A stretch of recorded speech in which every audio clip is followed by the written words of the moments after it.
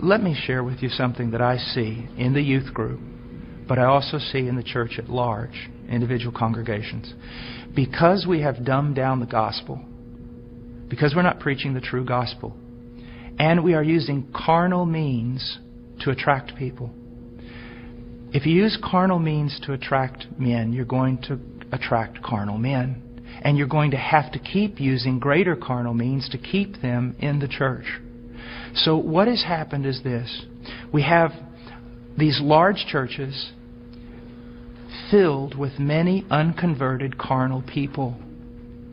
But in those churches, we also have this small group of people that honestly want Christ. And they honestly want His Word. And they honestly want to be transformed. They don't need anything else. All they need is true worship of the true God and Scripture being preached to them and lived out before them. That's what they want. Now I want to tell you the great sin of the American pastor. And this has got me in a lot of trouble, but it's true. This small group of converted people in that local church, all they want is Jesus. And all they want to do is the right thing. They want purity. They want truth. They want Christ. But the pastor, in order to keep this larger group of unconverted people, he caters to them. So while he is feeding these carnal men and women with carnal things, he is letting the sheep of God starve to death. And he is going to stand before God one day in judgment.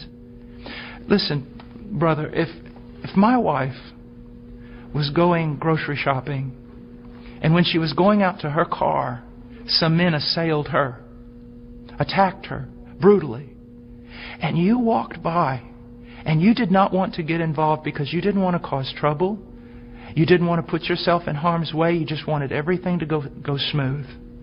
After all that was done, I would look for those men to deal with them. But I want you to know this, I'd look for you too. Because you had a chance to stand for my wife, my bride. And out of self-preservation or wrong ideas, you did not do it. You're just as much responsible as those men who attacked her. And that's what's happening all throughout America with pastors.